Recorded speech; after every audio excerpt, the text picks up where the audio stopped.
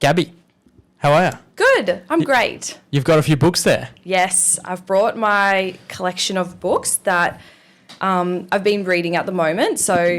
And I'd like to say that I've only picked these up really recently, as in for the last 12 months, I've been on a journey of self-growth and mindfulness and awareness, self-awareness and stuff like that. And, you know, it's trickled in slowly through information. You see it on TikTok. You see it on pages like content creators, you know, podcasts. There's so many podcasts out there as well, just like what we're doing today. And this book in particular kind of set it off for me a couple months ago. And it's the Daily Stoic by Ryan Holiday and Stephen Hanselman. So prior to this, like I'd read a couple of other books. I've read a lot of stuff from Vex King, which was recommended to me from my best friend. And she kind of handed this to me. And that kind of started off the idea. It was this time last year. I was going through a breakup. And that kind of started the idea for me that something was wrong. Like, I don't want to use those words but something was lacking within myself that made me feel ultimately low.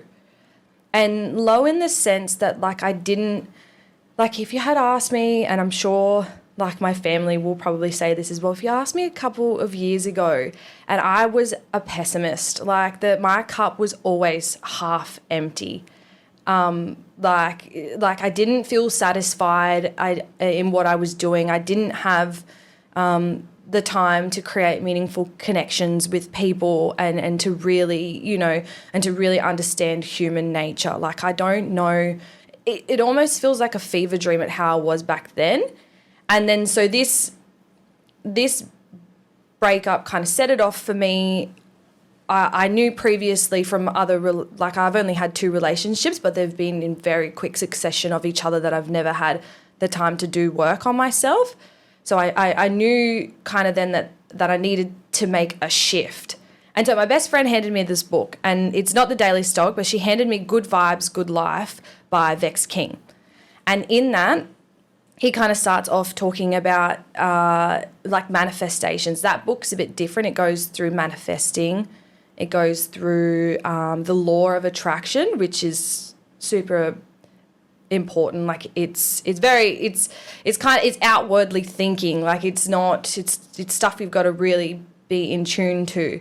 But she handed me that. It talked about he calls it the law of vibrations. So, and he goes through that book first, thinking about like how certain feelings, certain emotions impact your vibes, and basically what you're putting out into the universe is going to come back to you. So at that point, I'm super negative. Like, I'm thinking, and mind you, this is over time as well, where after you get out of a breakup and stuff like that, like, you do some not so healthy things for yourself. Like, I wasn't someone that was, I tried to get into the gym. I did fantastic at the gym. I think that was the only outlet that I really found that was kind of giving me some type of relief, I would say, exercising. And there's all those studies around that type of stuff too. But, so what I was putting out into the universe wasn't coming back to me in a good way. Couple that with drinking, partying, validation from, you know, sources that just aren't sustainable. Like, so that would probably be this time last year, fast forward going through that a couple months, like, and by the end of it, like, I had read the Good Vibes, Good Life book. I really, really enjoyed it. Like, I soaked up that information, but then nothing was just sticking. Like, I still found myself, whilst I was doing the work, ticking boxes, like, I'm going to the gym, like, gym makes me happy, tick the box, but not being purposeful about the gym. Like, I had great self-discipline. Like, I was getting to the gym because I enjoyed it and because I was disciplined about it. Like, I was exercising my body, but I wasn't exercising my mind. Like, I was not doing the work and realizing internally what I was missing. Like, and I'm talking, so I would say a couple months after the breakup now, you know, still probably haven't processed things properly, still thinking that, as in not making that connection to, and we'll probably get to this later, but not making that connection to relationships and myself, self-love. Like, there was too much grey area there. So I didn't want to touch it. I didn't want to open up that can of worms, you know. I just, like anybody else, like, I have insecurities and self-doubt and that, but it was almost like, and couple that with an anxious attachment style as well. Like, I was feeding these problems with my thoughts and not starving them of actions, like actually doing the work. So, you know, fast forward, we've ticked some boxes off. We're getting really good at the gym. You know, work is work plods along. Uni's uni, doing uni. I'll do it because I'm disciplined and I do have goals and I want, you know, I want the rewards at the end. But still just kind of like aimlessly, like no idea about myself. Like I would just sit in my solitude and then just be like spooked by it and then get so chewed up by all of these thoughts. Kind of like then just jump into almost like a neediness. This is, you know, getting validation. I would say like dating apps. That's a big one as well for like people my age. Dating apps. Like it wasn't clicking. And it's funny enough because like I feel like my best friend realized this for me. And as much as she was there to like all of my best friends actually realized this and as much as they were there to tell me like just worry about yourself, like I wasn't. I was worried about everybody else other than me. Like, so we fast forward now and I've just been plodding along. Like I understand the concepts behind self-awareness and self-love, but I never made that kick until like I've picked up, or actually until, so I've plodded along, I've gone into some other relationships as well, and then like they've made me feel worse off about myself than ever before. And I'm like, what the heck? Like, I'm doing the work. Yeah. I'm doing the stuff that I need to be doing. I'm going to the gym. I'm, you know, kicking goals. And then I'm like, but you're not actually healing. Like, you're not actually dealing with your triggers that are coming up. Like what is it that you need from other people that you're not giving to yourself?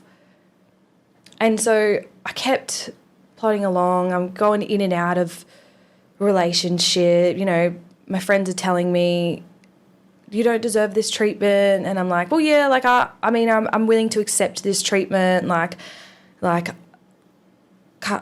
for all various reasons. Like, there's too many variables to that. Like, is, you know, love being a big one.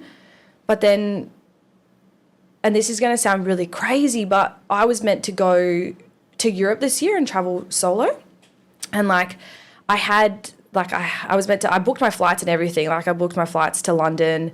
I was meant to go. I got my leave approved, 6 weeks of leave. Like, that's it. Gabs is going. She's a solo traveler. Like, she's never done this before. I traveled in 2018 with a group of friends, but like my best friend Christina was like, no, you just need to do something by yourself. I had a Kentucky booked for myself. I put the deposit down and everything. And then that fell through. I had some sickness in like my family and then like it just didn't seem feasible that to go. And whilst I was really devastated about that, I got the opportunity to go work somewhere for 6 weeks. And this is like, I mean, 6 weeks doesn't seem like a long time, but 6 weeks by yourself, like that I feel like that's enough time for you to really start chewing through like your brain. You're thinking. Yeah, but like active thinking, like no distractions, no other sources that like I didn't have my usual routine either. So I'm out of my usual routine. I've got to step into something new here. And then I was like, holy crap, like, is the universe saying that, you know, because I couldn't go solo traveling and I couldn't have that kind of eat, pray, love movement, then is it like saying, oh, well, would she, you know, we still want to gift her some time alone to really think about herself. And it wasn't until, so coming back to it, that I picked up the Daily Stoic. And so I've always been interested in ancient history, like specifically Greek mythology. Like I've always had an interest in that. And then I've seen the Daily Stoic bouncing around and stuff like that. I'd never really understood what it was. I don't understand...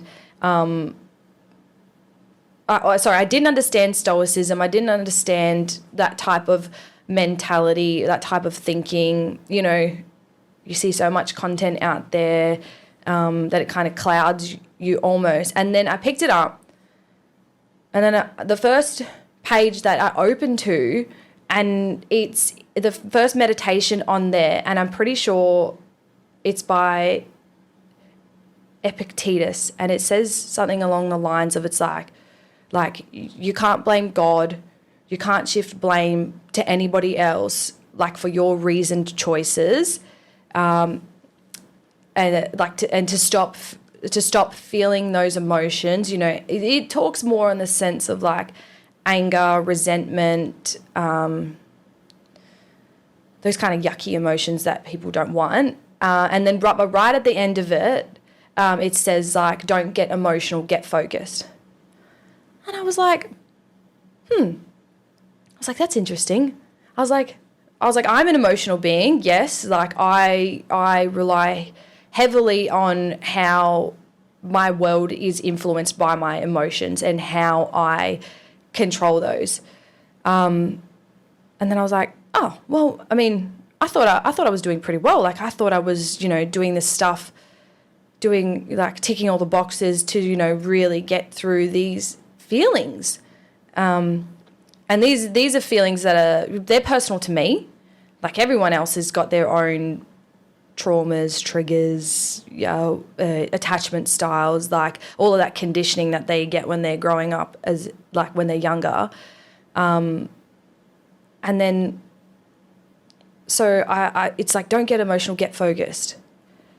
And I'm thinking, oh, well, like get focused about what? Like, and then I start thinking about it more, and I start looking more into like Stoicism, and it's and really the way that I interpret it, there's a lot of principles out there for Stoicism, but the one that I obviously resonate with the most, and it's about mindfulness, and it is about the fact that you cannot control anything other than your thoughts, your emotions, your reactions.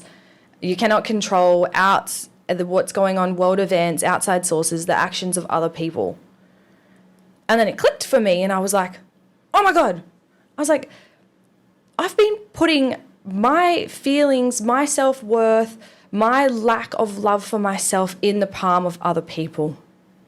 And I'm like, I don't know why it only clicked for me just then. I don't know if it was because like in my brain I've finally made a connection to a philosophy that's been practiced for thousands of years, way before any of this other, the other content that I had kind of been chewing through ever existed. So like these philosophies, it's just like you cannot control what you can't control, but I can control how I make myself feel, what thoughts are going on in my brain, what I'm telling myself And then from then on, like, things just started falling into place for me. Like, I started realizing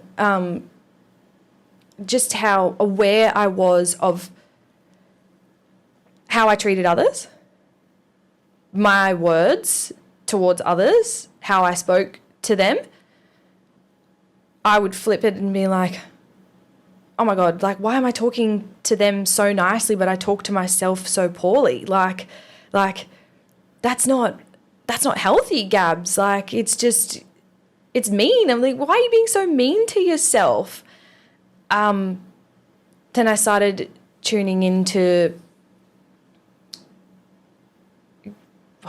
just all of my actions. I don't know. I kind of just, it clicked. I started putting them under a microscope and started opening up that can of worms that I never really touched on. So, like, for background, I've come out of high school. Yeah, whatever. High school's high school. I've got into my first serious relationship. That's lasted about four years. There's been lots of stuff that's gone on there. And then in that short time span, I've gone into another relationship and gone with that person for like another 3 years. Like, on paper, like, that's almost 7 years of my teenage life. My prefrontal cortex was probably not even developed then. Like, I'm so heavily reliant on other people that I've never actually realized how to build up my mind myself, and how to be, and that's what I was saying, like, a couple years ago, like, my cup was always half empty. So, like, the connection for Stoicism to me is just those principles about, really fortifying your mind, being quite practical about things and removing that emotional component. They also talk about,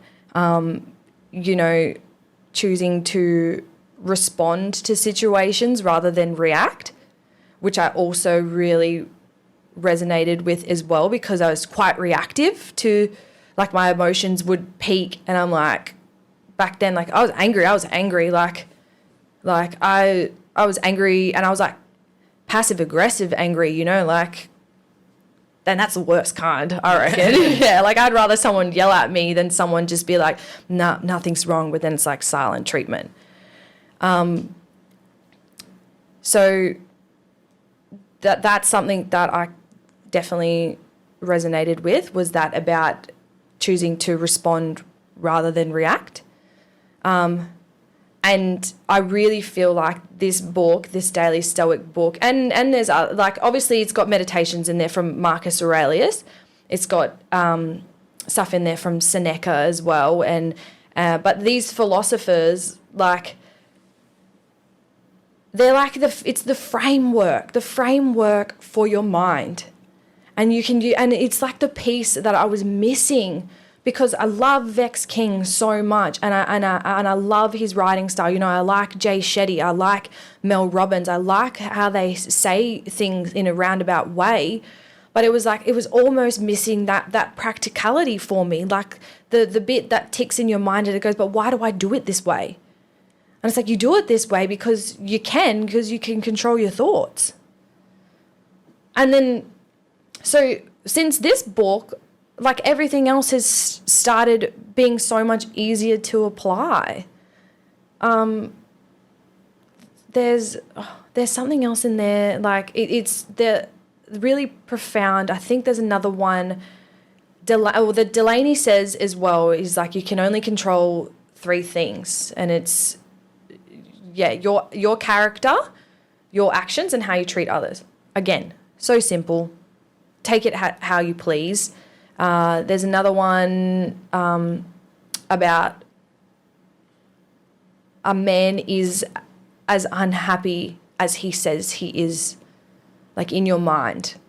And the way I interpret that is that if I am telling myself these things about me, that what I'm lacking, that I'll never be fulfilled, I'm going to believe it. Like, your brain cannot differentiate between what's truth and a lie. So if you're building these neural networks in your brain, and I feel like that's what I've done for the last 7 years, going into relationships and self-love and codependency, I'm going to believe it. Like I'm not going to survive without a partner. That's really scary stuff to be figuring out about yourself. And I mean, some people are lucky, like they switch on to this stuff a bit earlier. I think my girlfriends have always said it in a nice way, like stop chasing guys, but they don't mean it in the sense like in a bad way or like to shame me or anything like that. No judgment. I think they mean it in a sense that like you need to focus on yourself.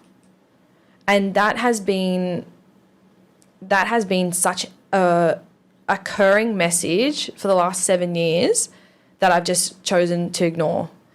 Like I had the first serious relationship that I had, and I absolutely adored my ex-partner's mum. And then whenever something prickly would go on, she'd be like, don't worry about it. Like, you just focus on yourself. And I didn't understand that. I'm like, how can I focus on myself when I'm in this relationship with someone else and I'm so consumed by them that I'm like, she's crazy. Like, she doesn't know what she's talking about, you know. And now I really get it. I had people I used to work with as well who would say these things. And I think it's people that go through self-discovery journeys, people that spend time in solitude, which I've never really had the chance to do. So I think it was those people who that started all to click back then. I've realized what the missing piece is that in my brain, I really needed that practical push. And I really needed that solid framework to start on how to apply these principles, these Stoic principles, to other mindfulness approaches. And things just started making sense. Like the stuff about a man being as unhappy as he says he is, you know, I've got this other book here as well. It's called The Four Agreements by Don Miguel Ruiz.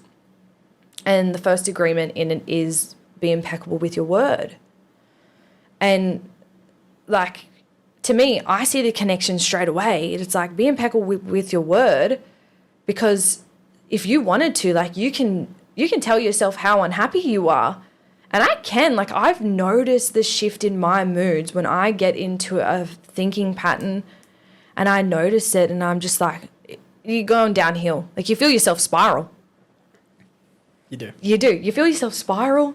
You feel yourself get into anxiety. Like, then anxiety is that uncertainty about the future.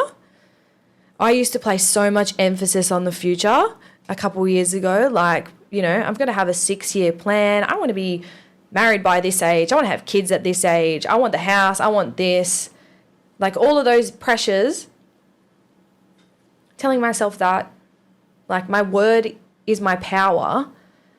I'm going to believe it. Like, I'm going to be so conflicted about who I am as a person. Like, because realistically now, I mean, like where's the pressure to get married? Where's the pressure to have these external, I guess we'll call them materialistic items in my life? Like, where is that coming from? Why am I not finding stuff for myself that's fulfilling? And that could be in the work that I'm doing, in the relationships that I have with other people. So be impeccable with your word. Couple that like with the Stoic approaches about, you know, how powerful your mind is. Then I started realizing that, again, like going back, that the stuff I'm telling myself is not right. And these are all my thoughts as well. Like, it doesn't matter what's going on the outside, you know, yeah, she's hitting the gym, she's kicking goals, she's doing uni and stuff like that. But it's just like, I am feeling unsatisfied. And that is probably why I am, when we're going into relationships and dating, and it's like, I'm latching onto someone else who I think I can fix. Like those are the kind of connections that you really make between self-love and then the love that you're giving to other people. And so the 4 agreements. So daily Stoic, I'm chewing through this. I'm by myself. You know, I write on it. I make notes. I go, oh my God. Because there's another one about there, and it's like, you know, they've got stuff about discipline. You know, discipline will always outweigh motivation. They've got one in there about it's not perfection. Like, it's not all or nothing thinking. That goes back into mindfulness. When you think about yourself, it'd be like, oh, they didn't respond to my text message. They hate me. like these are the little dots that, and the information that is just missed in my brain. I just don't know what's going on. Like, I'm reading the Daily Stoic, and then I start looking for other information as well, and that's where I came across the 4 agreements. And I just want to say, with Stoicism, I know it gets a bit of flack, and probably for the sense that it's not about suppressing your emotions. That's not how to do it. It's not about, you know, your mind being such a fortress that, and it does say in there, like, you can have your mind as such a fortress for other people, but like a fortress is still like, what's the word that they use? Impenetrable from the inside. Like, you could be your worst critic from the inside. Doesn't matter if you do the work outside, you're not affected by what other people think of you. So I'm just trying to think now. So I'm reading that, and I'm going through it, through the book, really soaking up the meditations, you know, the way that they explain things. It's such, I mean, there's stuff in there that I don't agree with, and that's normal. That's going to be like anything. They talk about a lot of stuff, like as Greek philosophers back then, when they would dress up or they would go down to the slums and pretend to be poor, and what it would be like to have those adversities and that challenge. And I mean, it's not that I don't agree with that. It's just, it's not something that's applicable to me. So I won't take that information and apply it. But I definitely, I see the point. Like, you want to be at a point where nothing surprises you. And so you're able to do, like, challenges are going to shape you for your strengths. Like, it's going to bring those out.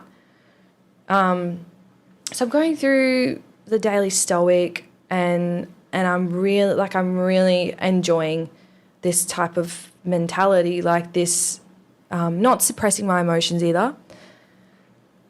I'm really thankful for my friends, and in particular, Abby would say this to me, and she would say, and I think this was before I even found this book. So when I would talk to her about things, she'd be like, oh, but Gabs, like, why are you not letting yourself feel that way?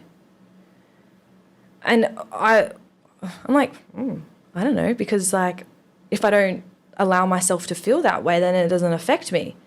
But it's like, that's wrong. Like, that is just, you're not allowing yourself to churn through those emotions and those feelings and those thoughts to then uncover what's creating them.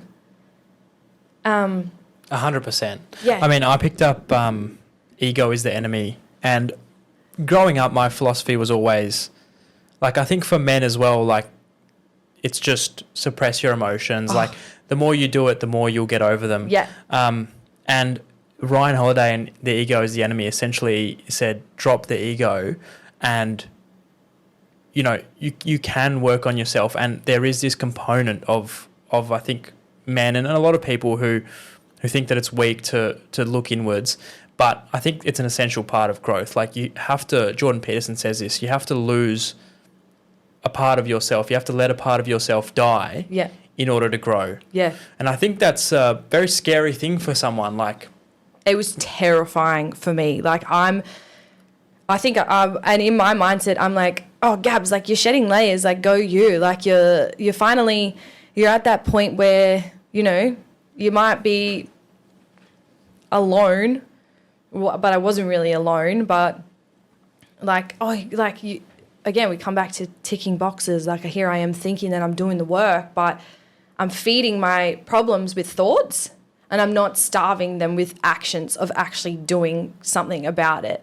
And like, I think that was the kicker for me, was the stoicism and the resilience that they really try and hone on to people. Like, no, don't suppress your emotions, but allow yourself to sort through them in a way that's going to cause you the least grief. That's kind of what I get out of it. So, what would you say? What were you just saying about uncomfortableness? Because that, like that, a bell ticks off for me as well. Like I'm super uncomfortable. Like I'm super uncomfortable. I'm like out of my comfort zone. Like my body's screaming. It's telling me like, no, go back to the way that we were thinking before because that was safe. That's what we used to. Like stay in there. And it wasn't until that, using stoicism and their approach and the principles there, to then, you know, the 4 agreements is, it's Toltec wisdom and it's more spiritual based, like the way that they talk and explain things, using that. So be impeccable with your word, number 1. The second one is don't take anything personally. And that with the idea of you can only control what you do, how you treat people, you cannot control. So the idea behind don't take anything personally is that if I'm walking the dog, someone's coming up to me and says, hey, go fuck yourself, that is on them. That speaks to them, whatever they're going through. And the Toltecs call it that your life is your dream and you're dreaming awake. So that all comes to their dream and their reality that they're living. It has absolutely nothing to do with you.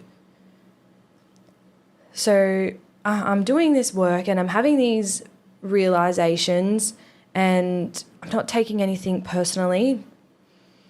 Go forward into the 3rd agreement, which is don't make assumptions, which is the hardest one, I would have to say, because our brains are so quick to fill in the gaps of what we don't know based off of assumptions, based off of what we think, what we've been conditioned to, how we've been taught to love, what relationships look like. Like I'm talking in a relationship context now, and a self-love context of what we've been shown that looks like. We're going to make assumptions about everything. And that's the 3rd one. Don't do that. You can't assume that because you spend so much time with someone that they're not going to hurt you. Is super important. You can't assume that you spend so much time with someone and that they want the same things as you. You just can't have those thinking patterns. So that's the hardest one for me, is to not make assumptions. And that's going back on what we said before. Like sometimes when people have a one size fits all view outlook on life, like I definitely did as well. I know a lot of people that still do.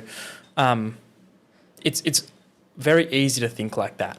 And it doesn't require any sort of self-analysis or analysis of the world. Oh my God, it's so easy. Yeah. Yeah. It's a very broad out view on life. Like these people are where they are because of X. Yep. These people are where they are because of Y. Yeah. And I'm here because of this. And I think it's very tough for people because, like we said, we had to get to a stage where we were willing to emotionally change, do the work in order to grow. Yeah.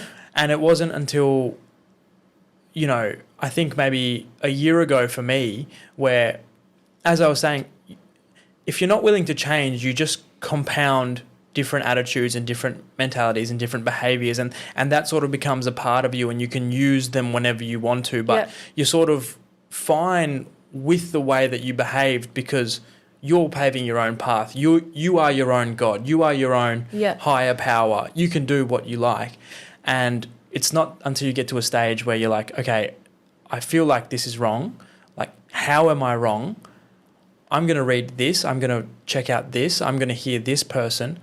Oh, shit, I was like drastically wrong here. Like, I was exponentially wrong. And it hurts. Like, but that's what... So I think I just saw something somewhere, read something. I'm always reading. I got a stack of books on the nightstand now. I've got an Amazon list. Like, I love the idea of gathering knowledge, not in the sense that things are particularly wrong for me, but in the sense that, like, it's so interesting. So, and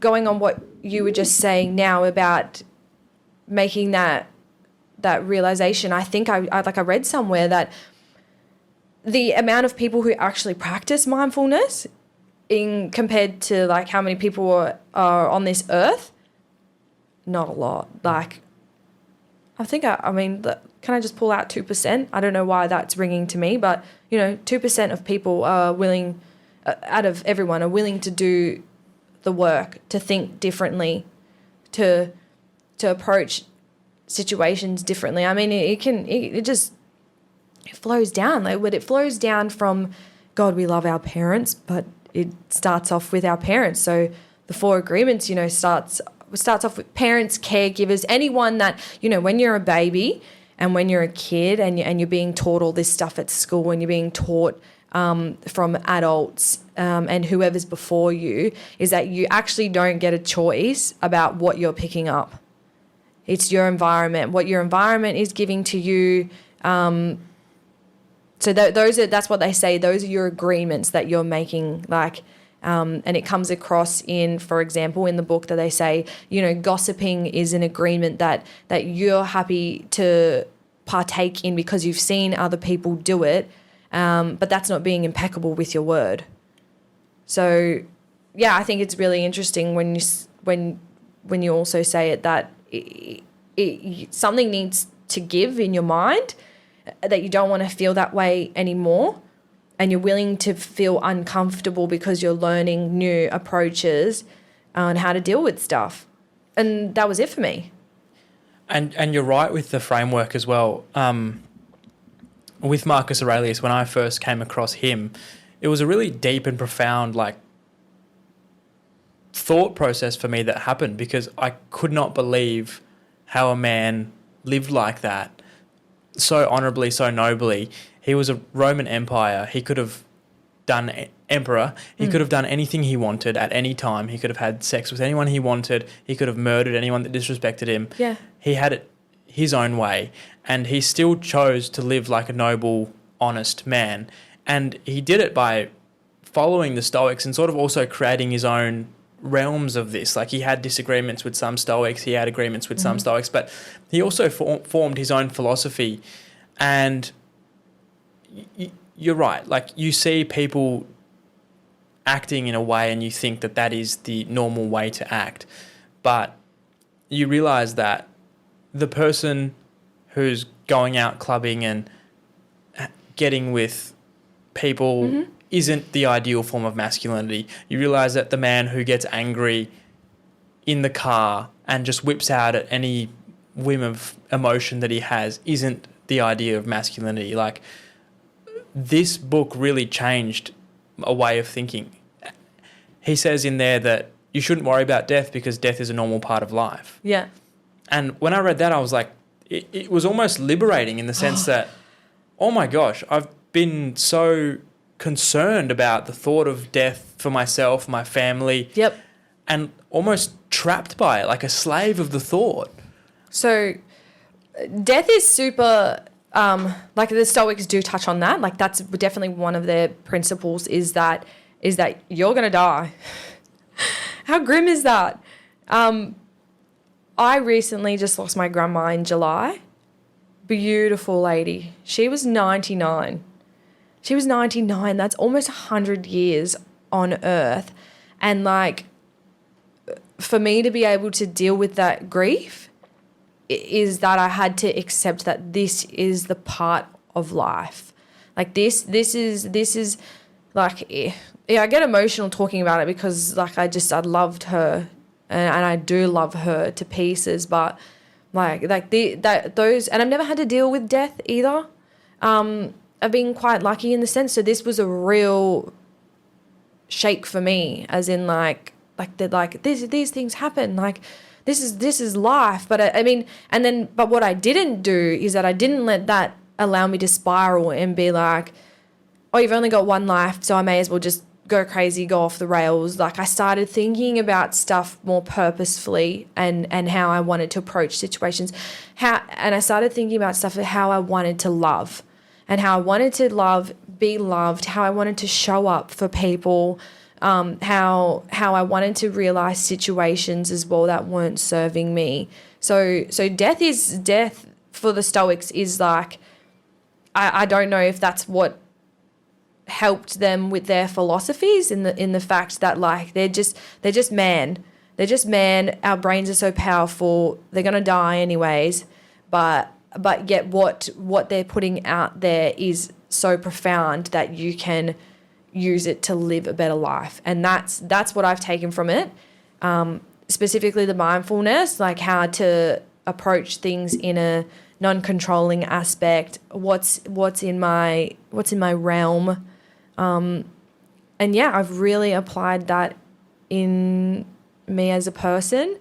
So when I was away and reading this book, and I've only picked up the 4 agreements afterwards as well when I've come back, because I'm like, I need more.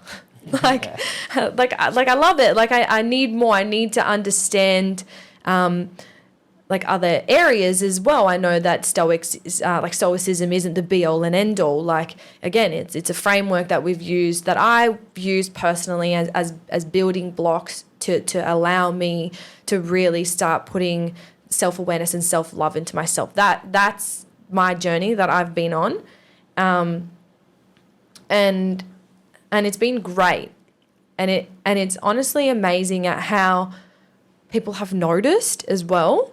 Like people have noticed the shift in energy, and then we go back to Vex King, who says that your energy and your vibrations and what you put out will come back to you. So I've uplifted myself. I've gone through some really crappy things, like not getting a job that I wanted. But then again, I turned that around onto myself, and I thought, well, how unworthy I am that I didn't deserve this, in the sense that I'm not deserving, I'm not good enough, there's something wrong with me, like I have no strengths, not being impeccable with my word. Like, come on, Gabbie, like you're doing it to yourself. So when I got to being alone, it is when I really started to pick apart these thoughts and to start looking within myself, and then to start assessing situations that I've been in, particularly in relationships, my past relationships, relationship that I was currently in at the time, the stuff that I had going on as well, like after the breakup, like the night clubbing and the dating apps and the validation from people who just weren't, they weren't interested. And I'm just like, why am I doing this? Like, why can't I be alone? It's funny because people think that the more you do, the freer you are. So you can, you only live once is the saying, and you can do whatever you want. You can sleep with X amount of people. You can go out this many times. You can go wherever you want. You can do this. You don't have to be married at a certain age, XXY. Yeah. And an element of that is true, but then that opens you up to being enslaved by that. You are now a prisoner of town. You are now a prisoner of your temptations. You act on the whims of your temptations. Like, you're not truly free, because whatever your mind says, got a good point about you this. start. Yeah.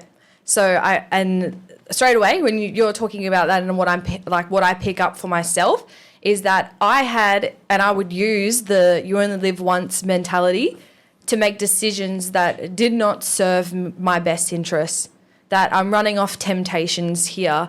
And then my friends are cutthroat. Like, they would say like you're an idiot. Like, why are you allowing yourself to be treated that way and all of this stuff? Like, why are you wasting your time and energy there? And I mean, that's very true, but it comes down to the sense that I am tricking my brain into thinking, like, you only live once, and, you know, what's the harm that it can do? But it does do harm because it feeds into that cycle of your self-worth and your self-love. And that's what they're saying. Like discipline is the highest form of self-love that you can give yourself. By not acting on your temptations and really pulling back and restricting yourself of things that might feel good at the time, but in the long run will not help you grow, like that is discipline. That is self-love in itself to really conquer those thoughts. And it was only until I picked up the bloody Stoic book and I started realizing just the habits that I had gotten into. They weren't sustainable, mind you. Like, I had slowed down on going out, but there were other avenues that I was still putting time and energy to that were draining me. And that's what I'm saying. Like, it's been like a 12-month journey, and we're really coming to the point where things are starting to be put into practice. Everyone's chasing. So I mentioned attachment styles before, but everyone's, you know, I'm an anxious attacher. So like and everyone's trying to be secure. And I've really started to find that security now in myself, which is crazy because I've got an example. God, I love my mum. I loved my mum so much, but there was points a couple years ago where everything that she was telling me in terms of, like, it'd just be like feedback, or, you know how mums are, like they're mums. They give you criticism because, like, they're allowed to. They really are. But me, I was like, I'm pessimistic. My glass is always empty at this point. My mum's telling me something that's feedback. I'm interpreting it in a way that I'm shit. Like, so I'm going on the defense and trying to defend. So I was attacking, and that was that part about not responding, and I was being reactive to everything we were saying. So she'd be like, "God, you're so fiery. Like, well, like why are you so defensive? Like, I'm just making a comment and all of that stuff." But that's the mindset that I was in. To pick up on that. Yeah. Yeah, 100%. Yeah. I think your own reputation, your self-reputation is important. Like, when I started caring about what my reputation to myself was, that's when I started acting nicer to my parents and nicer to my friends and better to the people around me, because every act, whether it's subtle or not, you radiate an energy. And you're so right. Like, you give off frequencies, and when you meet people, you can tell kind of what level they're on or what they're practicing. And I started to notice it. Like, I started practicing some elements of stoicism, and people noticed it. Like, people were like, you've changed, you know, you've grown up, you aren't. Yeah. I felt a certain level of respect, like, from my friends, which was something that I felt like I've had with older people throughout my life, but not with my friends as much, like not with people my age. And maybe that was a result of I actually acted in a way that I was supposed to as a noble person with elder people. I showed them my best side, and with my friends I showed them my immature and, you know, try to crack jokes and inappropriate jokes or whatever that may be. And I just said, you know what, I'm going to use this throughout my whole life. And my friend came to me recently, and he is now in a stage of he's prepared to lose a part of himself. He's losing a part of himself, you can see. He came to me and he said, man, I'm just, like, no one respects me. Like, no one respects me. I don't think there is anyone that truly admires me as a person or as their idol. I admire this person and this person, but I just feel like it isn't reciprocated, and I can't give them advice because I'm still practicing this philosophy and I'm still practicing it myself. I'm still practicing self-awareness, but literally all I could do was refer him to Marcus Aurelius and Stoicism. And that's all I could do because it had worked so well for me, and it was just a stepping stone to say, hey, if you want respect, like if you want people to treat you how you want to be treated, if you want yourself to treat you in a noble way, then you got to practice that yourself. Idolize someone who you admire. Yeah. And Marcus was the living example for me. And in saying that, yes, like I do idolize these, not just the philosophers, but also the people like Jay Shetty, Vex King. There's other accounts as well that I follow as well too, but people who can really strip back those vulnerable layers and are willing to open up and share that with other people, because it brings, like, that is wisdom. I'll say straight out, like, that is wisdom in itself, like to be able to uncover these things, but then to want to share it with other people. So what I was saying, and you just mentioned quickly about like other people noticing it in you. Someone said that to me at work. They're like, oh my God, I remember like a couple years ago, like you were just so full of doubt about everything that you did. And I'm like, oh God, was I really? I was like, really? I thought I was all right, you know? But then looking back, and it's just like I didn't have that determination at work. And then I was just mentioning before, like about attachment styles and how that went in with my mum, is that I would argue with her because I was so anxious about myself, and my self-worth and my self-love was so low that I wasn't listening to what she was saying, and I was just attacking because I'm defensive, because it's almost like my mind was trying to protect me against thinking differently. It was trying to say, nah, Gabs, like, you are shit, like, this is fueling, it's adding fuel to the fire, but like we can't let her realize this. Like, we got to keep her in a certain area that like doesn't allow her to realize that these habits are toxic. And that's almost what it felt like. So I look back then and I don't even recognize that person anymore. Like, situations, like relationships that I was in, I don't recognize the person that I was 12 months ago, let alone a couple years back then. Like, so it's been unreal, like the journey for self-awareness, but in particular with using Stoicism as kind of the building blocks, has been great. And I'm excited to like continue learning that and giving it to other people as well. The fourth agreement is always do your best. So I touched on the other three before, but the fourth agreement is like, it is the one that really sets off all of the other three. And it's just like, always do your best. And it talks about how that's going to look different to when you're healthy to when you're sick. Always do your best and know that you've done your best is really going to allow yourself to not feed into those self-judgments, to not feed into those thoughts that will bring you down.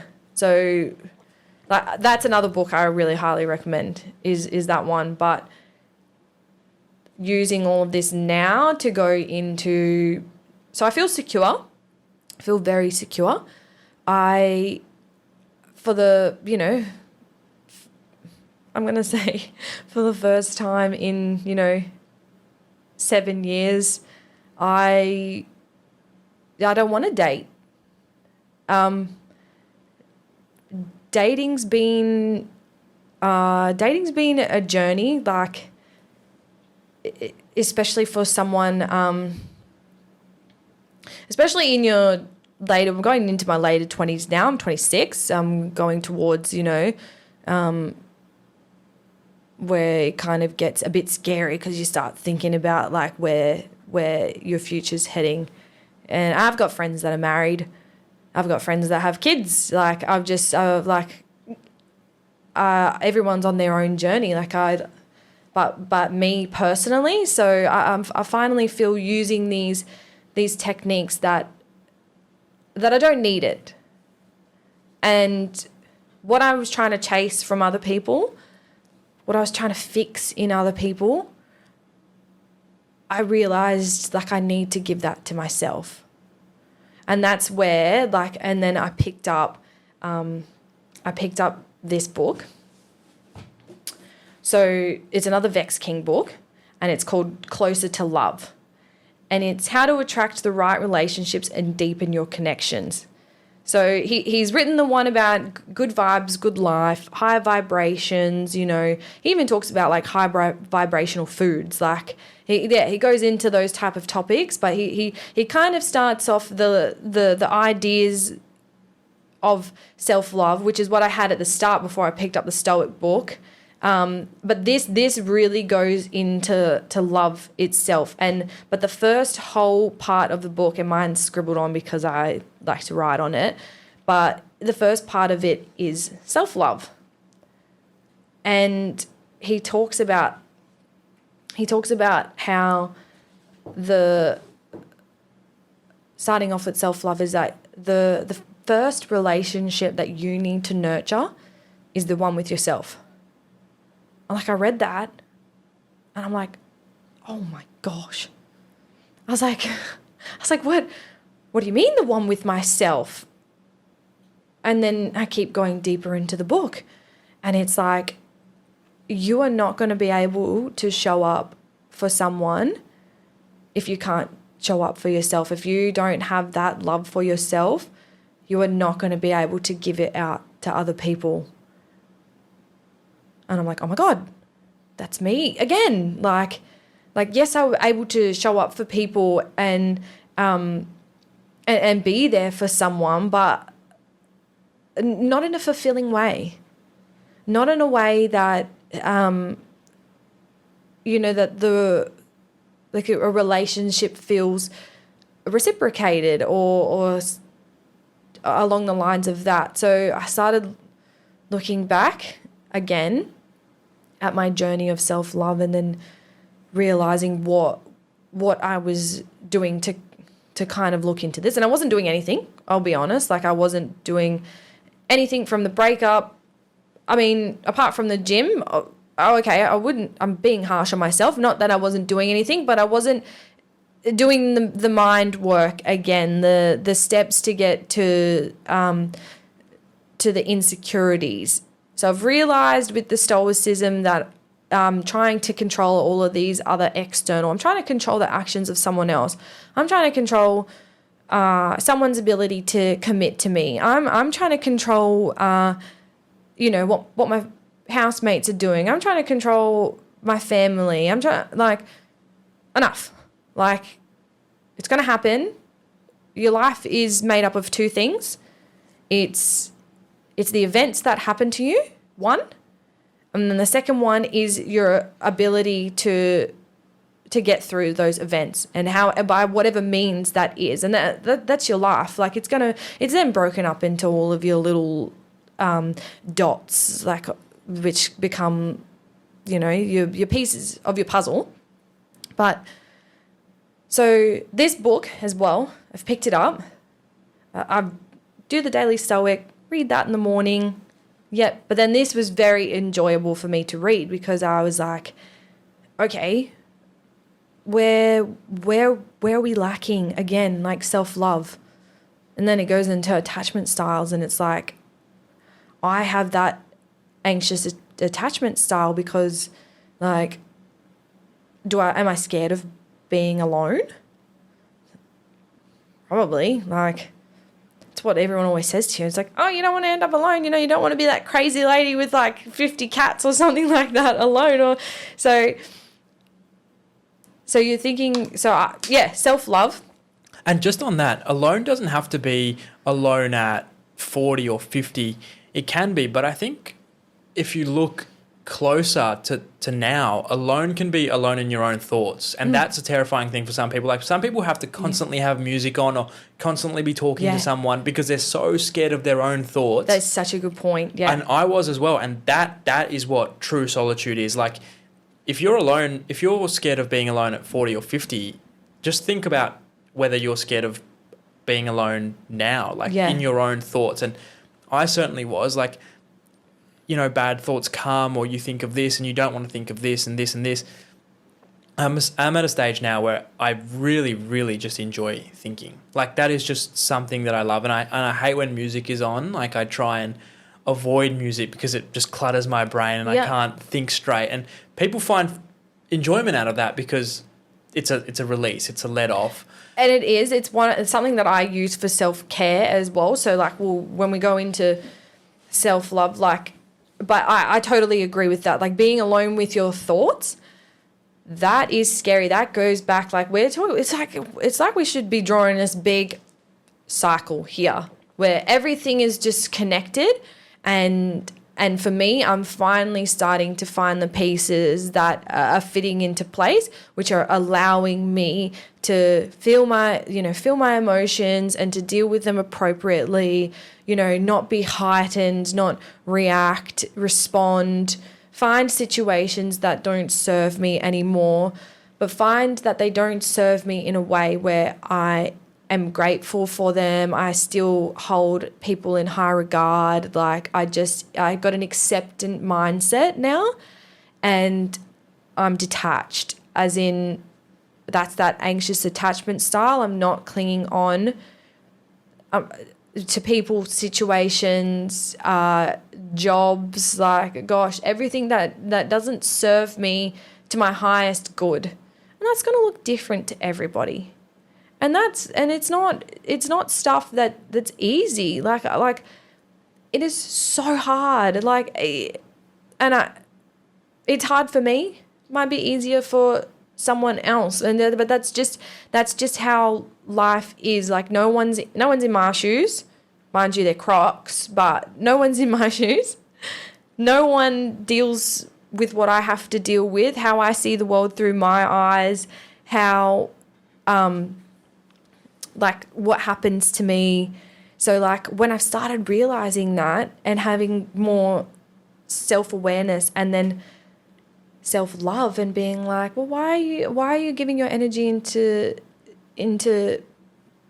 people who can't reciprocate that, and it hurts, and then you deal with it in the sense that you go, well, that's okay. Like they're at where they're at, and I'm at where I'm at. I'm doing the work for myself, and I just need to let go.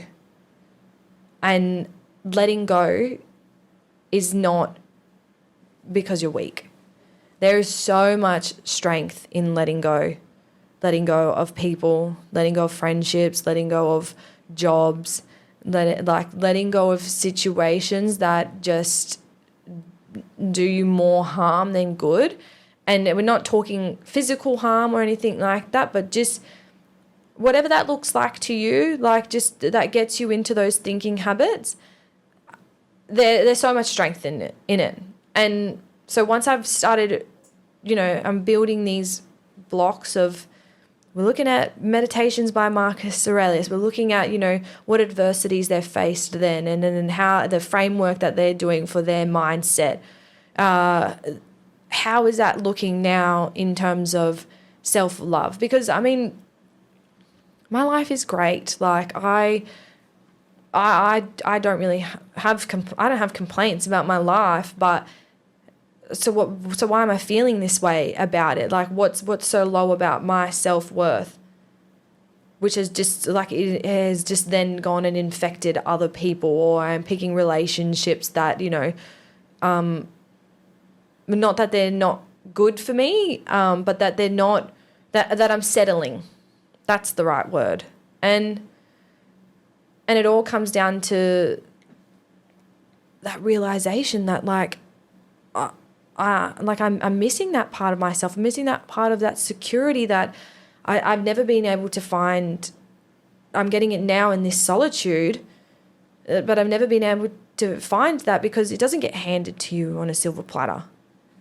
It's the realizations that you come to because you want to move out of these mindsets and you want to help yourself. Like, but this is me personally. Like, I'm talking about myself here. Everyone deals with situations differently. So when I've realized that my self-love is low, and then I'm picking situations that aren't helping me, and then I'm like, well, what can we do to start improving on this? And then this book goes through it. So it tells you, it starts the chapter on self-love, what that looks like for everybody. You know, people, it's got something in there about like schools don't teach you about people's traumas, people's triggers, what like those type of situations that make up someone's life. Schools don't teach you that about someone else. But if you have so much self-love and security in yourself, you have compassion for that understanding of someone, and it's not like, oh, this person did this to hurt me. It's like, well, no, they did it because of whatever beliefs they had about themselves and their understanding of a situation, and that's the realizations that I started making, which were really helpful towards like a journey of security in myself. It's very interesting. People drop these philosophical wisdom nuggets all the time. Like, people will drop, you have to love yourself before you can love others, or, you know, don't worry about things that don't concern you, stop looking into the future. But you never really take them in, you never really absorb them, because first of all, if you're not willing to change, like if you aren't there yet, you're never going to. And that was something that I had to get over myself, because I would be reading these things and then I would be projecting them onto my friends saying, hey, look, I've prescribed your problem here. Let me try and fix you. Yeah. And they're not doing anything. Like, they're not, I'm like, watch this video, bro. It's going to change your life. Yeah. Next week, nothing. And I'm getting really frustrated and like resentful. Like, the answer is right there, man. But as soon as you start thinking about it a bit more clearly, you're like, well, when you're in grade 10 or grade 11 or grade 12, the history teacher or the philosophy teacher or the religion teacher has all the answers for you. Like, they are very well educated. They've gone through this. They're 40, 50, you know, they've done some serious self-analysis. But you're not going to learn anything because you don't want to know. And it will just be weird for them to just start teaching you things because you would just back off. Yeah. So... And that's where I was closed-minded before. Like, in the sense that way before, cup half empty, like, not a chance. Like, you could get away from me with the affirmation. Like, I don't want to hear it. I don't need it. I'm happy being in this mindset. But then when I dealt with the heartbreak, it was really a catalyst for me to be looking at myself in choosing relationship behaviors that weren't good. And I mean good in the nicest way. Good for me. Good for me, and good about how I was feeling about myself in those relationships, you know. So worried about someone else, trying to fix someone else, you know, like you just said about having to prescribe your friend's problems. Like why am I forced, like, trying to convince someone that they should pick me, that they should commit to me? Like, why am I trying to so desperately convince them otherwise that I'm good? It's just like, what am I feeling about myself? Like, what energy am I not turning towards me? And these were all realizations that I started making now. And I mean, God bless the people that get there and they don't, you know. I've got a couple of girlfriends who, one's lived alone, lived down south alone for however many years. Like, she's so comfortable with herself and the type of person she is. Like, and then another one never had to deal with like being impressionable at a young age, like when I was, you know, had all of these little romantic relationships and stuff like that going through high school, and the emphasis that I put on my self-worth of being with someone, like no one, like, so when it comes to their relationships and the things that they're willing to accept, I feel like they've got a really good understanding of their self, so they know what they want, which is fantastic for them. I've come to the party late, but I'm here now, and it's been amazing. So the things that I do to really kind of hone in the self-awareness and the self-love now, these are personal to me, but they're stuff. It's stuff that's been around for ages. Number one is journaling. Like Meditations by Marcus Aurelius is his journal. Those are his private entries that, you know, someone's gone off and interpreted and then printed out. Like journaling really, if you write down a problem on paper, it's halved. I'm sure we've heard that before.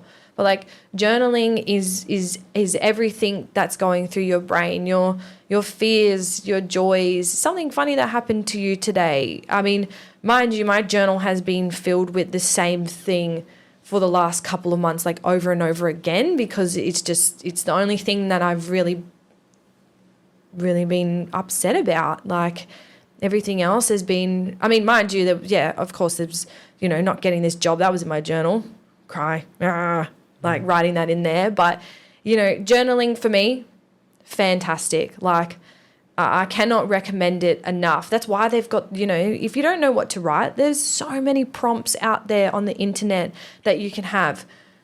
So journaling coupled with gratitude, and I mean, like, I'm crazy for gratitude now. I've got the word grateful tattooed on my arm. Like the concept behind gratitude, and I'm not talking in the sense that I'm so, like, toxic positivity is a thing, but I'm not saying that I'm so grateful that I shouldn't have bad feelings. Like, you are so blessed, you should never feel bad about yourself. Like, that's not it at all. For me, gratitude really grounds me and keeps me focused on the gifts that I'm missing out on, because I'm so consumed in other areas of my life. And then I become grateful of these things and I'm able to reconnect with them. Like I'm so grateful I have amazing friends. Like, even just something like that. I'm so grateful that I have an older sister and we can't live together. But I mean, I'm grateful for the fact that, like, I literally can dump absolutely everything on her, and vice versa. Like, that's just, those are little things as well. But I'm also, I'm grateful that I get to go to work. Like, I get to go to a job. That in itself has just really, really helped me realize also, like, where my energy is being spent on. So, like, journaling. It's a really good way, just quickly, gratitude to, like you said, ground yourself.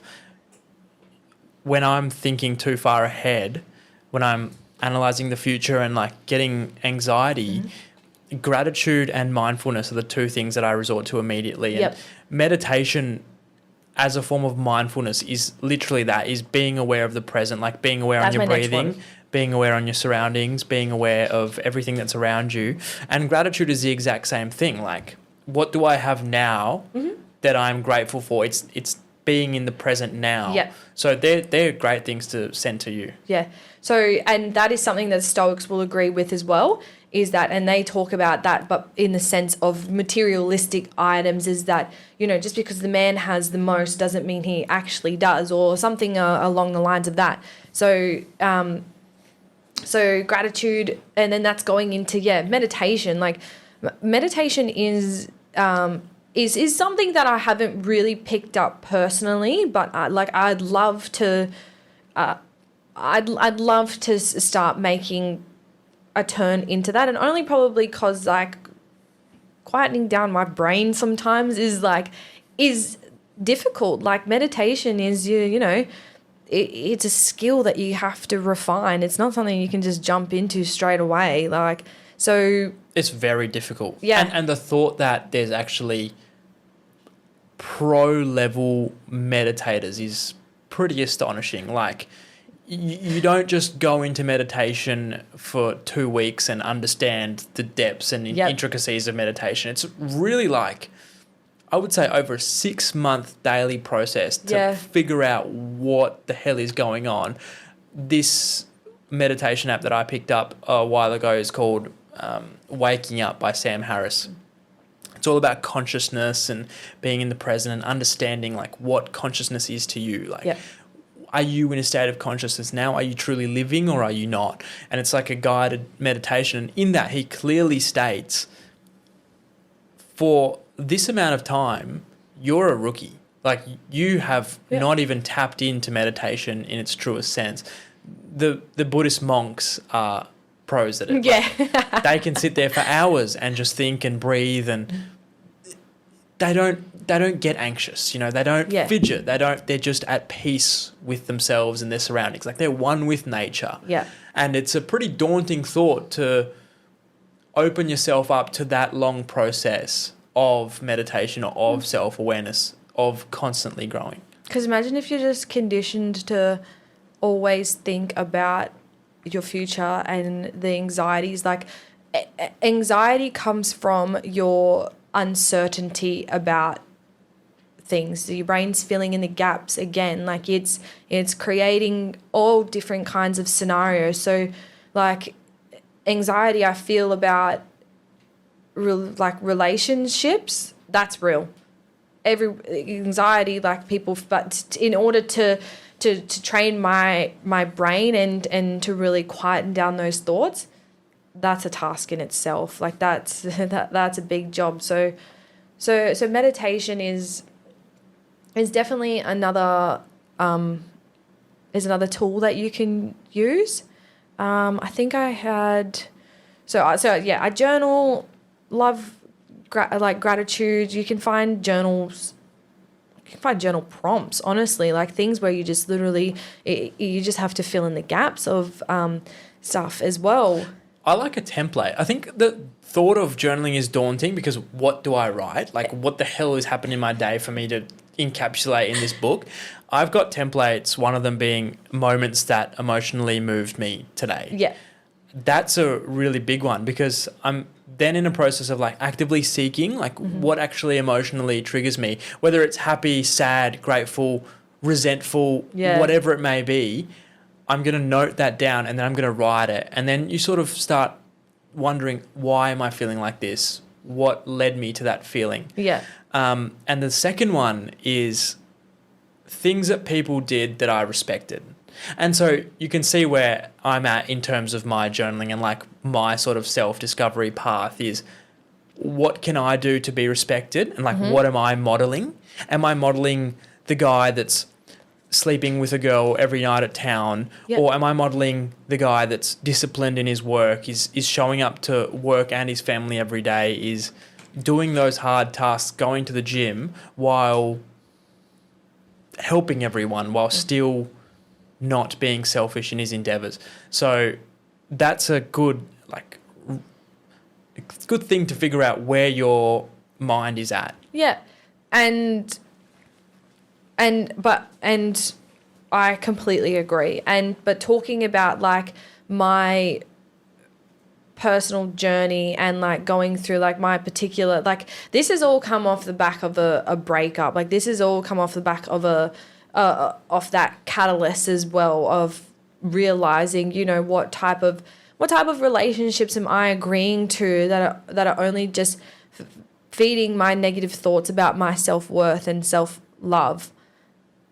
Someone could tell me in a relationship and try and reassure me and secure me as much as possible, but like if I don't feel that within myself, then how am I going to show up for them authentically? Like, and that's what you want. So by journaling and by writing these things down and being able to see like, oh, did I just say that? Like, I'm like, why am I feeling this way in particular? Like Like, why am I feeling, if someone doesn't want to be with me, like, why? But that's okay. But then things get tricky, and that's why I'm saying this now. Like, that's why I'm not like ready to date in that sense. Like, dating for me is scary now. Like, I feel like I've built up a bit of a tolerance and a bit of like quite a bit of independency now. So it's almost scary to go the opposite way, and then to share that with someone. I've been vulnerable with myself. How am I going to be vulnerable for someone else? Like, how am I going to let that person in? That's a challenge in itself. So we're doing the work. We're going to get there. We're going to get there. It's fine. Like, there's no rush. And with self-awareness and it was talking about, so you've got gratitude, you've got journaling, you've got meditation, and then it's like really trying to cultivate that environment for yourself as well. I'm pretty sure the Stoics, there's something in there, maybe Epictetus says it about, the company you keep and choosing people around you that want the best for you. That's an environment you need to be in. Hey, that's hard. Yeah. It's really hard. That's when you can know who your real friends are. Yep. Is not someone who you can talk to for hours and hours, but someone who not just you can give bad news to, but more importantly, I think, who you can give good news to. Yeah. And who's actually genuinely going to be happy for you, like genuinely wanting you to win. Yeah. And if I do reflect, like, and I have done, and I've tried to figure out whether I'm at a place where I'm genuinely wanting my friends to win, and then analysing whether when I tell them something, they genuinely want me to win. Because when you tell your parents something, there's just already a love there, right? Yeah. So different kind of love. You can't feel it. Yeah, you can't feel it. But, I've got a few friends where I'll tell them something and I know, like, the love is just there. Like, I know that they are so selfless in their love for me that they want me to win. And I'm like, man, you are my friend for life. And then you can tell from the others who you tell them something and it's just there's no appreciation for that. My best friend just graduated and like the amount I don't know how to explain this, but the amount of love I had about myself, I was just so happy for her. Like, as in I was just so proud of her. I can't explain it. Like, I just wanted to just hold her up in the room and just be like, yeah, like, that's my best friend. Like, she did it, like, it's cultivating that environment but you have to start with you, because, like, I'm not going to be able to, so my cup was half empty. I keep using this analogy because it's just like perfect, because my cup is so full now of self-love that I'm just able to pour into everybody else. And everybody else that means something to me. And but even then, like, it allows me to have compassion and understanding for other people. And so, yeah, my best friend, go best friend. But it doesn't have to be you graduating. Like, my best friends can have something excellent happen to them during the day, like, woohoo. And that's the environment that we have. Like, we're so, like, we send each other messages and be like, hey guys, just did this, and they'd be like, yeah, like, that's awesome, my friends are kicking goals, like, and that's the stage that we're at. And I feel like maybe I didn't notice that we had that before because I never gave it out. And I never gave it out because I never felt it about myself. Like, I'm just going through the motions here, like, churning. Yeah, university is university, like, but no, like, if I get a good mark now, I'm like, woohoo, like, I got a good mark, like, so happy. If I get a bad mark now, I'm like, oh, I got a bad mark, but, like, I still did my best, like, always do your best. So it's just, it's unreal how you feel about yourself flows into everything you do. And then you come back to the Stoics that say that because that's within your control. Like how you treat other people, what you're saying, what you're doing is all within your control. How you're responding to negative situations is in your control. Like I cannot control what someone else does, but I can control my reaction to like how I respond to that situation. Like that is that. And I don't know why that's so profound to me, is because I've just had low self-worth and I've had a tendency to put my energy into other situations that I could control, someone else, for example, like trying to control how they treated me, you know? But I don't feel that need anymore. But I've got so much compassion and understanding for other people now through like that's their story, that's their journey. I can accept that. I can accept that someone doesn't want to be with me. Be honest about it. Like, please, like, tell me, hurt my feelings so I can deal with that and then move on. Give me the time of day to tell me that. I can accept that. I can accept not getting a job, like someone else getting it. Like, I can accept that. I'll fight. Like, I mean, like, I'm not saying there's a difference. Like, you don't need to be complacent. Like, fight for what you believe in, but have that ability to accept indifference, like, to what you've been conditioned on. Isn't it crazy how, as well, like, we're at a stage now where we could, in 10 years, in 5 years, in 1 year, also look back now and think we're so wrong. Like, it's such a liberating feeling opening yourself up to change. Yeah. Because what we thought of ourselves 2 years from now is probably what we're going to think of ourselves 2 years from today. Yeah. And it's always going to be a process of, all right, I was wrong there, or I was right there, or I respected what I did here, but I didn't here. Yeah. And you're constantly evolving. Oh my gosh, I do that now in little things as well. Like, you know, as much as I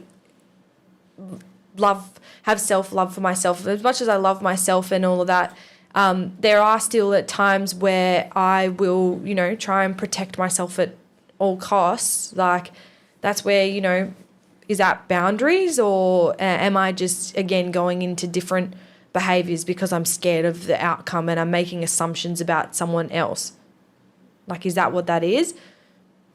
You just take every day as it comes. Like, you just have to focus on the present and what you're dealing with then, and then just use that to you know, there's no competition with other people. Like, the only competition that you should have is your potential, is to be, you know, is to look back at the person that you were yesterday and think, oh, is there something better I could have done?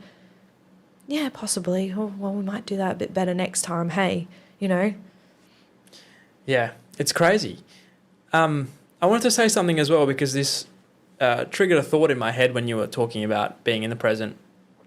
I've recently been watching TV shows and movies and like really trying to think about my thoughts while I'm watching them. And something I really love, rather than following one philosophy in its entirety, breaking it up into several characters that play a role in my development. So for a long time there, I would watch and listen to Jordan Peterson, and that would be my thoughts, because I'm giving myself to that thought, and that would be my only train of thought. And so it wasn't until a stage where I was like, oh, I don't have to be all the way this way or all the way this way or stuck in the middle or whatever.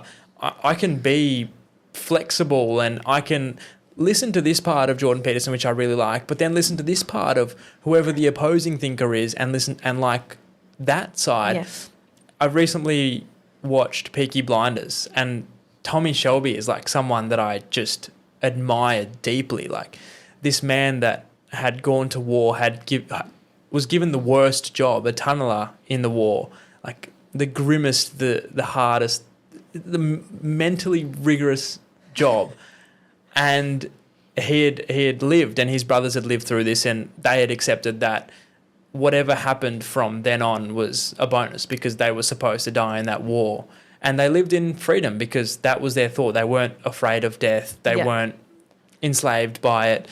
And they had a saying called the soldier's minute. Like, we live in the soldier's minute, which is when you're at war, you don't have time to think about what's going to happen 5 days from now. Yeah. You have time to think about how you're going to react to this situation, how you're going to survive, and how you're going to help your friends out.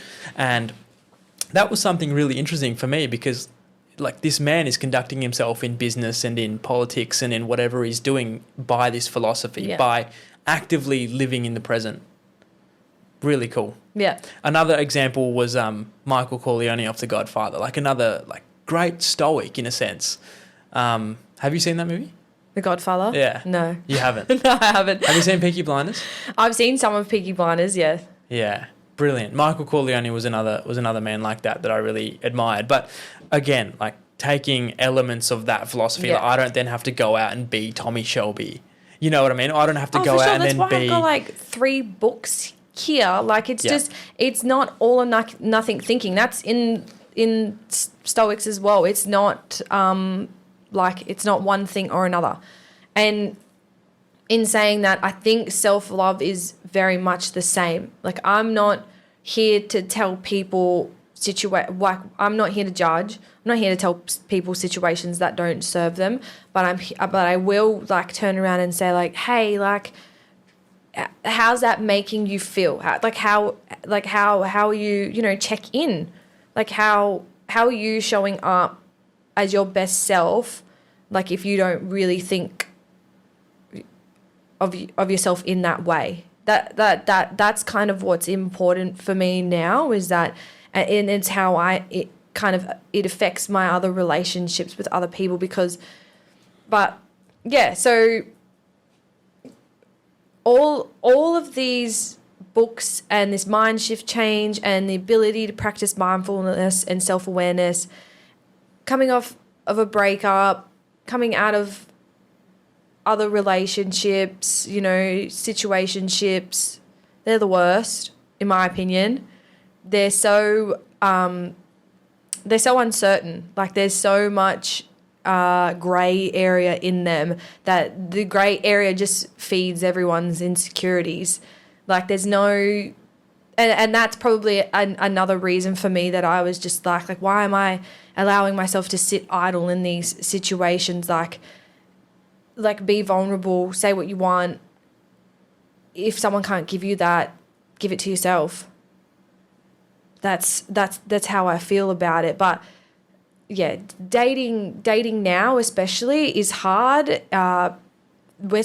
People are disposable, like, as in the sense that it's so easy to call someone else, to seek validation from someone else. There's no one's got the desire to put in work. Vex King talks about this. So after he goes through the chapter of self-love and that he says you're never single. Like, the most important relationship is the one that you foster with yourself. That's the one you have to nurture first. If you can't, show up for yourself authentically, then how are you going to be able to do that for someone else? Then he goes into the dynamics of relationships and he says that your relationship is 3 things, and there's a Venn diagram there. It's like you, the other person, and then you guys together. But I don't think I'm at that stage where I'm able to, like, because I'm scared of that, that's vulnerability. Like, everyone's scared of that. So I think situationships are really triggering for people, in the sense is that because you don't want to be vulnerable with someone for the fact that you scare them off, but there's something going on with yourself to the point that you don't want to scare them off because, like, is it you need them? But, like, why do you need them?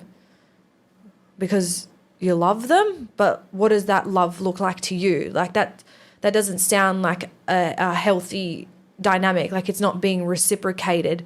They should be vulnerable with you. You should be vulnerable with them. You guys should be growing heading towards a relationship. Commitment is a choice. Love is a choice. Like, they should be making that choice. You should be making that choice. And then you guys should be growing together on that journey. on your own time. And one of my friends has done this, and we used to look back at a relationship and be like, what are they, like, they don't spend that much time together. Like they're not with each other 24/7. It's like, no, that's because he's off doing his own thing. She's off doing her own thing. But there's so much love and understanding there that they have. There's communication, there's trust, there's all of those other building blocks as well. But that they're able to have such a healthy relationship. So yeah, it all comes from mindfulness. I definitely have made that shift. I hope people, I hope some of this information can trickle out to other people as well, and for them to just not necessarily nitpick at enough life. I'm not saying you need to uphold everything or something like that, but look at where your energy is going externally. How can you turn up for other people if you feel this low about yourself? There's so much to it. There's layers. It's a big onion. Like, you've got attachment styles on top of that. We've got anxious attachment. Me used to be an anxious attacher, but anxious attacher and an avoidant. Oh, like how's that gonna work? Like, an avoidant is someone who wants to commit to a relationship, but then they don't think that they're worthy of something like that. So they doubt themselves. They avoid every situation that comes to being connected to someone or closeness or that, because they don't want to do the work.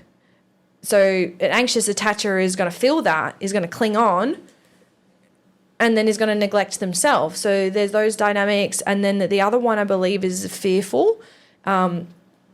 So fearful, like disorganized, and they go between both. Like, they're hot and cold all the time. And then there's secure attachment. So you've got attachment styles in relationships, but I think it all starts with you, and that's what these books are about. Like, and that's the journey that I'm on. Like, and finding that as well, and in solitude, has been great. Like, I wish it onto other people as well. You said that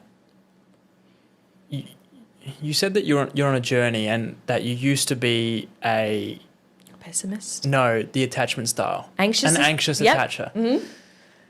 You obviously probably at that stage thought that was you. That was your destiny. Like, I think a lot of people look at something or read something. This is my whatever. I'm an anxious person. Yep. This is just me. Or I'm depressed. This is just me.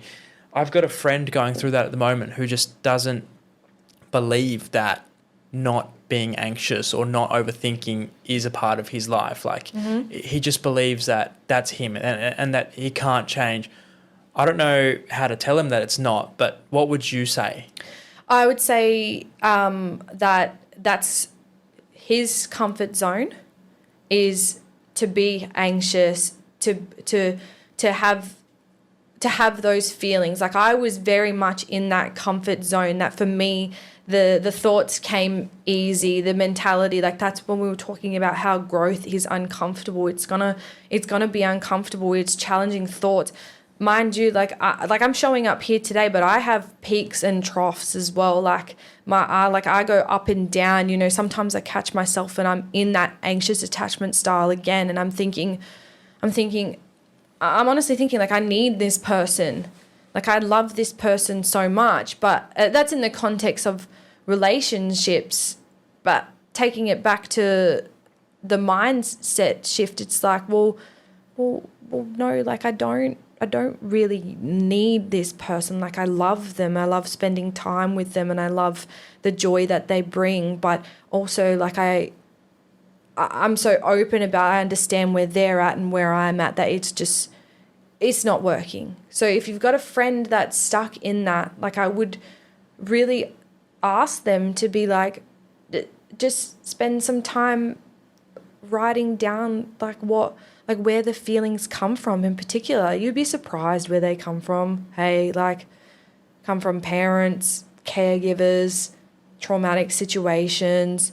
They come from, I reckon, my anxious attachment style maybe in particular comes from like that, like I had some relationships in high school where I didn't necessarily feel that worth for myself, and you know, I got like felt like that I needed to be complete by attached, like being with someone else.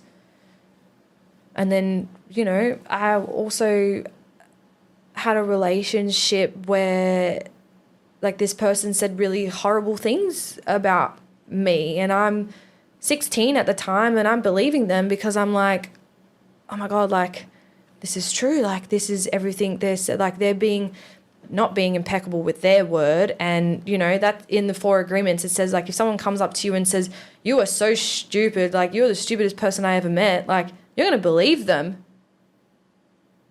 That those are the building blocks that you don't notice. So ask your friend, like what is it in particular that they're anxious about? Like, is that within your control? Like, is that something that I mean, we can control a lot of things. I can control my car while I'm driving it. I can control the food that I eat, but stripping it back to those Stoic principles, like, but like what does that do for your feelings, your thoughts?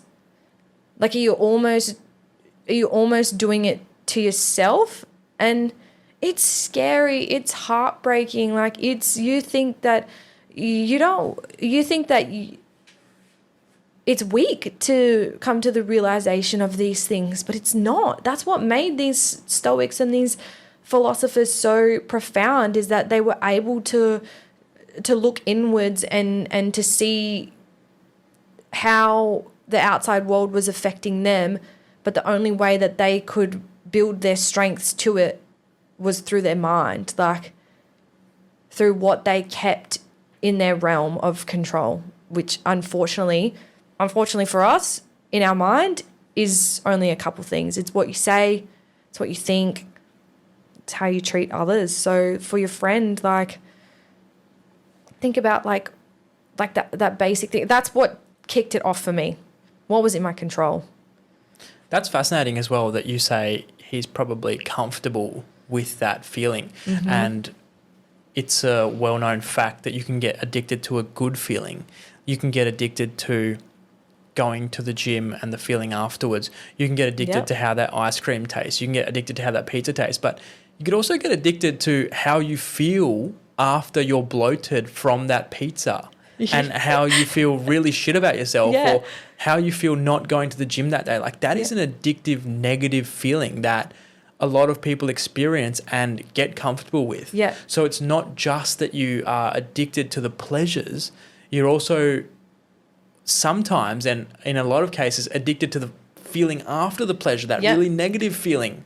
To illustrate this in a dating sense, you can get those serial daters who are so addicted to the dopamine that they get from meeting someone new, building those connections, not deep and meaningful connections here with people, but get addicted to that once it fizzles out, they got to go on to the next person.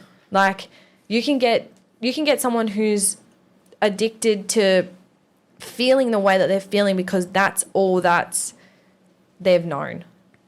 And that can come from anything that has been, you know, that they've agreed to, going back to the agreements that they've agreed to in their mind, that's what they know. Like it talks about misery, like misery likes company. If that's what they like to talk badly about people, they're going to bring you down and they're going to bring other people into that so that you can all feel bad together. Because how good does it, this is such a paradox, but how good does it feel when you know that someone is doing bad?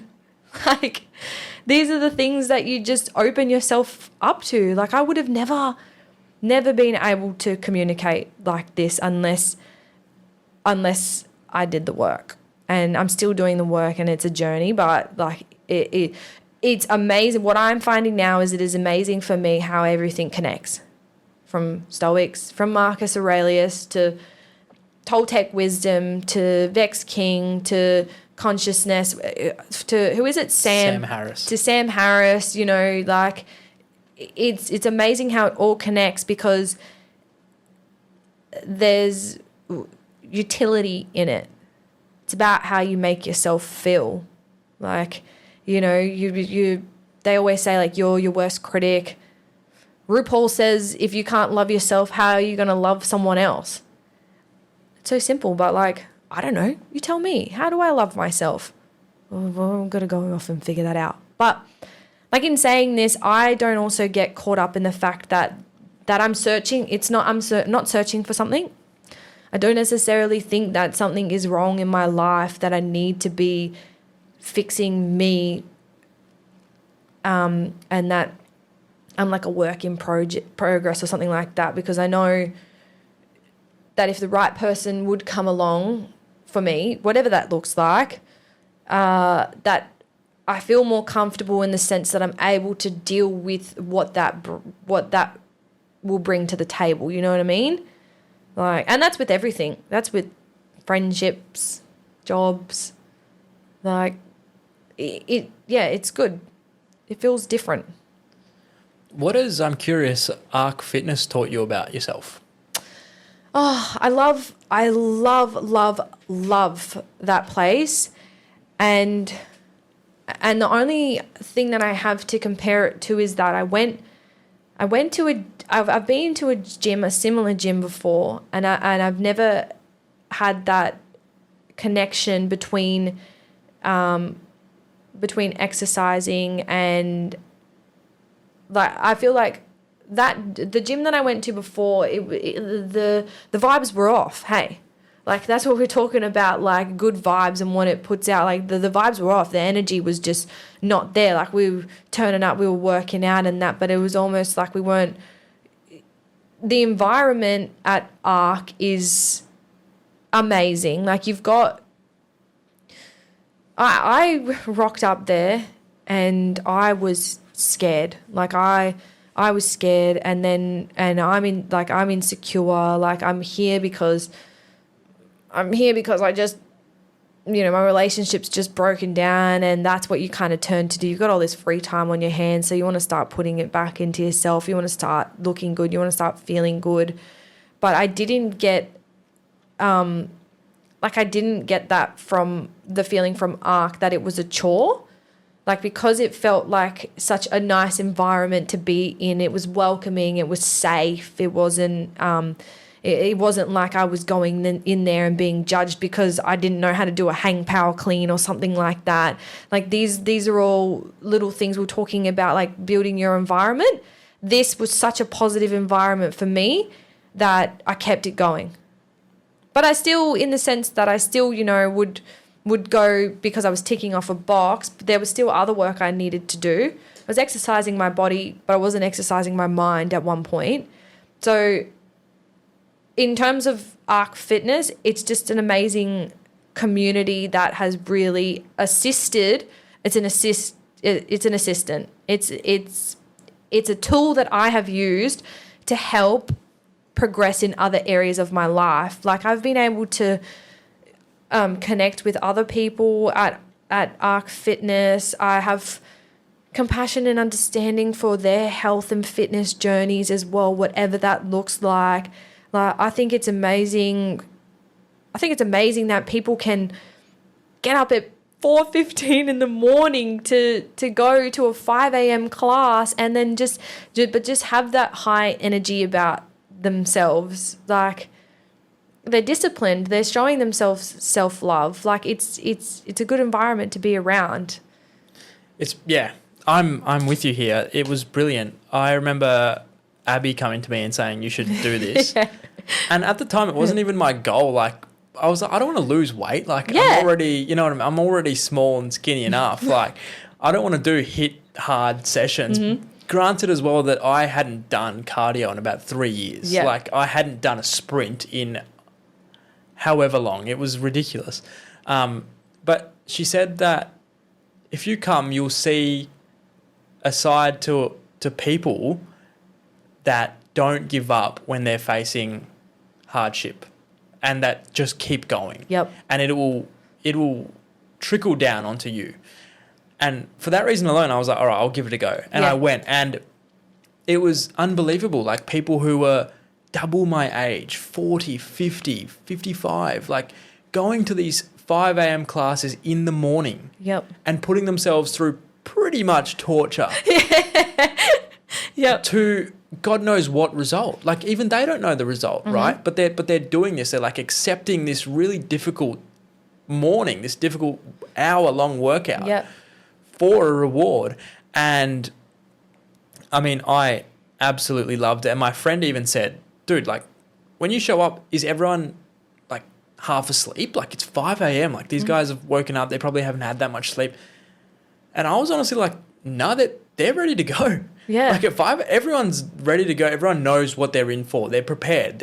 No one's slouching. No one's kind of yawning. It's a really incredible atmosphere to like surround yourself in. It's the environment. Like I was saying about that other gym, like it didn't have the same environment, and that's why like I went through a pretty big transformation, like fitness wise. Like I think when I was really feeling low about myself, and that like I completely neglected, and I enjoy fitness. Like I'm a pretty active person. I enjoy feeling strong and that. So to be blessed and to find an environment that cultivates, I would say, a mindful, like I'm using this word in particular, a mindful approach to health and fitness, that's special.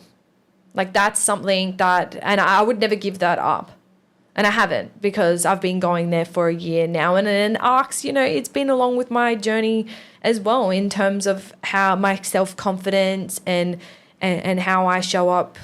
So it's amazing. And it's funny you say that about Abby asking you to come, because I remember asking her to come with me to a Saturday class, and she's like, no, those people are a bit, like, that's a bit crazy, like those workouts are too intense. And I was like, just come. Because like, and all you need though is just one person in one of those classes to just like cheer you on, and it's just like the mood has just changed. And you're like, yeah, like we can do it. We're doing it. Yeah. And you just want to keep going back for more. And it helps. It's such a good device to have fitness wise. I think that goes into self-care is super important as well when you're looking at self-love and how to cultivate that. But self-care, like get out, do the things that, do a bit of exercise, or go out into nature for a bit, or practice the meditation, not because it's a chore, but because you're doing it as a means to give things to yourself, There's something notable about the fact that you put yourself through the hardest part of your day at the start, and everything else from then on is not as hard. Yeah. The co-worker speaking rudely to you isn't as hard because you've just gone through hell at 5 a.m. in the morning. Like, the customer who speaks rudely to you, or the mistake that you made isn't anything compared to what you've just done in the morning. So it makes the rest of your day a lot mentally easy. And the same thing I would say for putting yourself through mental exertion, like reading maybe a tough passage that you really don't want to accept, that you really disagree with, but in the back of your mind you're like, I know that's right, and I know that that's what I'm doing at the moment, I need to change. Because I'm so big for it. Once you do that, the rest of your day then is a breeze. You've just really done this difficult thing that you don't want to do, but you've accepted it and you've gone on. So it's coming back to, that's what I'm saying. Like it's all one, like it all feeds into like another, like the way that puzzle pieces kind of fit together. And it's never going to be it's never going to be perfect. No one's perfect. It's never going to be perfect for everyone. You're going to have bad and good days. Always do your best, whatever that looks like. But having that mind shift, that switch, like the discipline to because the way I see it, just a side note, the way that I see it is just that you can't, the exercise that you, like going to ARC, the exercise that you and I do, like that's not, no one else is going to do that for us. Like that's us turning up, putting in the work and reaping whatever reward that may look like. That might look like getting to a 100 kilo deadlift. That might be able to run 2 laps of the building without coughing up a lung, like that. Whatever that is, like that's, you're not doing it because those are your intentions. Yeah, people have fitness goals and stuff like that, but I think the difference with ARC is that it's not that environment that's pushed on you. Like they use that to cultivate an area where it's using exercise, health and fitness, is it positive, working environments to really benefit people mentally. Gabster, thanks so much for coming. That's okay. I really enjoyed this chat. So did I. And I mean, we got carried away. There's so much out there. And like I said, it's not something where you have to find and you have to upturn your life or anything like that. But there are times in your brain where you go like why am I thinking like this? So it's never too late to start, but the best time to do it is now. Thanks so much. Thanks.